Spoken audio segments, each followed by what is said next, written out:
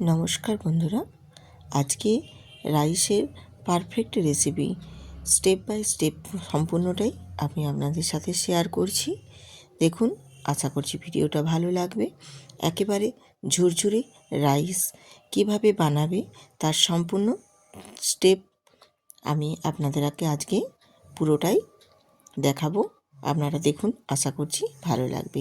শীতের সবজি দিয়ে কিভাবে ঝুরঝুরে রাইস বানাবে তার সম্পূর্ণ টিপস দেব। তো তার জন্য আমি এখানে নিয়ে নিয়েছি সবজি কিছু, একটা বড় সাইজের গাজর নিয়েছি, আর নিয়েছি এখানে বিনস, মটরশুঁটি আর ফুলকপি। এইগুলোকে আমি আগে প্রথমে ছাড়িয়ে কেটে ধুয়ে পরিষ্কার করে রেডি করে নেব। তো চলো, এগুলো আগে আমি ছাড়িয়ে পরিষ্কার করে নিই। এরপর আমি চালটাও ধুয়ে নেব। আমি এখানে দেরাদুন চাল নিয়েছি 700 গ্রাম। চালটাকেও আমি এবারে জল পাল্টে ধুয়ে নেব। তো অবশ্যই মাথায় রাখবে, চালটা যেন খুব ভালোভাবে 2 থেকে 3 বার পাল্টে ধুয়ে পরিষ্কার করে নেবে, কারণ এই চালের মধ্যে প্রচুর পরিমাণে নোংরা থাকে, যে কারণে চালটা খুব ভালো মতো ধুয়ে নিতে হবে। তো দেখছেন কতটাই নোংরা বেরিয়েছে। তো আমি জল পাল্টে 3-4 বার জল পাল্টে খুব ভালো মতো ধুয়ে নিয়েছি। দেখো, জলটাও একদম ফ্রেশ হয়ে গেছে। ঠিক এটা আমি এবারে এই পর্যায়ে রেখে দেব 20 থেকে 25 মিনিট বা 30 মিনিটও রেখে দেওয়া যেতে পারে। চালটা যতটা ভালোভাবে ভিজে উঠবে তাহলেই চালটা একটু ভাঙবে না, খুব সুন্দরভাবে পারফেক্ট গোটা গোটা থাকবে। আর এ পাশে দেখো, চালটা ভিজিয়ে নিয়ে আমি সবজিগুলো সব কেটে রেডি করে নিয়েছি। আমি বিনস আর গাজর ঠিক একই প্রসেসে লম্বা লম্বা কেটেছি, আর ফুলকপিগুলোকেও ছোট্ট ছোট্ট ডুমো ডুমো করে কেটে নিয়েছি। দিয়ে এবারে আমি এগুলোকেও এক সাইডে রেখে দেব। এরপর আমি গ্যাসটা অন করে আমি হাঁড়িটা জল দিয়ে বসিয়ে দিয়েছি, যেটাতে আমি রাইসটা ভাপিয়ে নেব বা সেদ্ধ করে নেব। আমি জলের মধ্যে বেশ কিছুটা রিফাইন অয়েল দিয়ে দিলাম, দিয়ে আমি 4 থেকে 5টা দিয়ে দিলাম তেজপাতা। এই জলের মধ্যে তেলটা দিলেই কিন্তু চালটা একেবারেই ঝুরঝুরে পারফেক্টভাবে চালটা খুব সুন্দরভাবে সেদ্ধ হবে, একটার গায়ে একটা একদমই লেগে যাবে না। আর দিয়ে দিলাম এখানে গোটা গরম মশলা, আর দিলাম সাহা জিরে, সাহা গোলমরিচ দিয়ে এরপর আমি এখানে চালটা দিয়ে দিলাম। আর এই দেরাদুন চালের একটা নিজস্ব তো খুব সুন্দর সেন্ট আছেই বা ফ্লেভার আছে, তার সাথে গরম মশলা আর সাহা জিরে, সাহা গোলমরিচ, তেজপাতা সবের ফ্লেভারটা মিশে গিয়ে এর স্বাদ আরও দ্বিগুণ বাড়িয়ে তুলবে। সমস্ত কিছু দিয়ে এবার চালটাকে আমি একটা ঢাকনা দিয়ে ঢেকে দেব, যাতে করে চালটা খুব সুন্দরভাবে ভাতটা ফুটে ওঠে। আর ভাতটা দেখো বেশ সুন্দরভাবে ফুটে উঠেছে। আমি একটু খুন্তি দিয়ে নাড়াচাড়া দিয়ে দিলাম, দিয়ে এবারে আমি রাইসটা ফুটিয়ে নেব। একটা আলতো করে ঢাকনা দিয়ে ঢেকে দিলাম, যাতে করে রাইসটা ফুটতে থাকে। রাইসটা হতে হতে এপাশে আমি সবজিগুলোও সব ভেজে নেব। সবজিগুলো ভেজে নেওয়ার জন্য আমি এখানে কড়াইতে তেল দিয়েছি, আর গ্যাসটা অন করে তেলটা গরম করে নিয়ে এবারে ওর মধ্যে দিয়ে দিয়েছি প্রথমে বিনসগুলো ভেজে নেওয়ার জন্য আমি অল্প একটু সামান্য এখানে নুন ব্যবহার করেছি। নুন দিয়ে সবজিগুলো একটু ভেজে নিলে তাহলে সবজিগুলোর ভিতরে নুনটা ঢুকবে, তখন সবজিগুলো কিন্তু বেশ ভালো লাগবে খেতে। না হলে সবজিগুলো নুন ছাড়া হলে না খুব একটা ভালো লাগে না। মিষ্টি মিষ্টির সঙ্গে কিন্তু একটু নুন নুন স্বাদ লাগলেও ভালো লাগে। আর সবজিগুলো একটু নুন দিয়ে ভেজে নিলে সবজিগুলোও বেশ সুন্দর কিন্তু একদম ভাজা হয়, যেটাতে নুন ছাড়া হলেও যেমন ভালো না লাগে, নুন দিলেই একটু স্বাদ লাগে। সেই জন্য হালকা পরিমাণে একটু নুন দিয়েই আমি সবজিগুলো ভেজে নেব। প্রথমে বিনসটা ভেজে নিয়েছি, এরপর গাজরটাও ভেজে নেব। ঠিক ওই একইভাবেই তেলের মধ্যেই নাড়াচাড়া করে আমি প্রথমে একটু বেশি করেই তেল দিয়ে দিয়েছি, যাতে সবজিগুলো সব খুব সুন্দরভাবে ভাজা হয়ে যায়। দিয়ে এবারে গাজরটাও আমি নাড়াচাড়া করে ভেজে নেব। তো গাজরটাও দেখো ভেজে নেওয়ার পর কালারটা চেঞ্জ হয়ে গেছে, একেবারে লালচে ভাবটা আর নেই, একটু ব্রাউন কালারের হয়ে গেছে, গেরুয়া গেরুয়া টাইপের।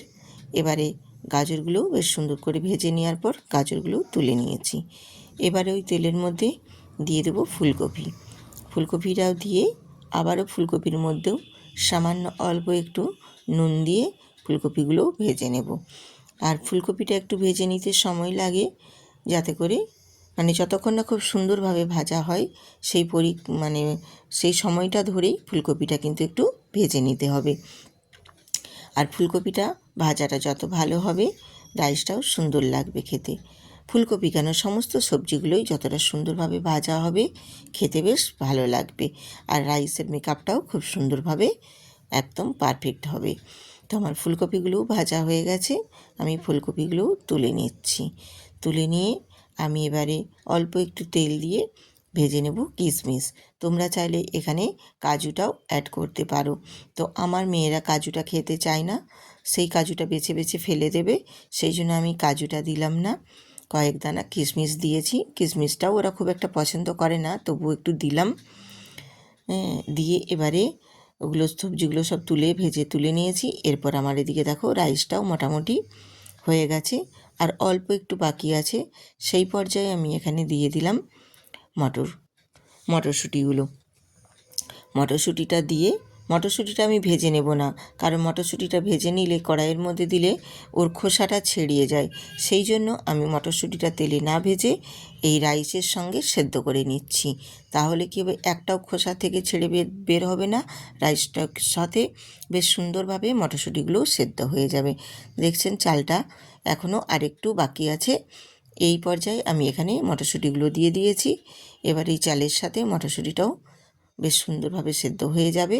একটুক্ষণ ফুটিয়ে নেওয়ার পর দেখো ভাতটা কত সুন্দরভাবে রেডি হয়ে গেছে। একটু হালকা পেটের ভেতরে চাল আছে, ঠিক এই পর্যায়ে নামিয়ে নিতে হবে, কারণ ভাতের ফ্যানটা গালার পর যে গরম ভাবটা থাকবে তার মধ্যে কিন্তু পারফেক্ট হয়ে যাবে। তার জন্যই আমি ঠিক পেটে একটু একটু চাল থাকবে দেখে সেই পর্যায়ে রাইসটা নামিয়ে নিতে হবে। আমি নামিয়ে নিচ্ছি, গ্যাসটা অফ করে দিয়ে। এবার আমি রাইসের ফ্যানটা গেলে নিয়েছি। ফ্যানটা গেলে নিয়ে এরপর আমি একটা বড় পাত্র নিয়েছি, সেই পাত্রের মধ্যে রাইসটা ঢেলে দিচ্ছি, যাতে করে তা মাখিয়ে নিতে সুবিধে হয়। তো তোমরাও একটা বড় পাত্রের মধ্যেই নিবে, তাহলে মাখিয়ে নিতে বেশ সুবিধে হবে। আমি রূপা, ব্লগস উইথ রূপা চ্যানেলে আপনাদের সবাইকে স্বাগত জানাই। আজকে আমি রাইস বানানোর রেসিপি আপনাদের সাথে শেয়ার করছি। একেবারে ঝুরঝুরে পারফেক্ট রেসিপি, কিভাবে বানালে পারফেক্টভাবে হবে সেই রেসিপি শেয়ার করছি। অনেকে ঝুরঝুরে করতে পারে না, গায়ের মধ্যে আরেকটা গায়ে চাল লেগে যায়। তার জন্যই আমি সেইভাবেই মাথায় রেখে আজকে রাইসটা বানিয়ে আপনাদের সাথে দেখাচ্ছি এবং শেয়ারও করছি।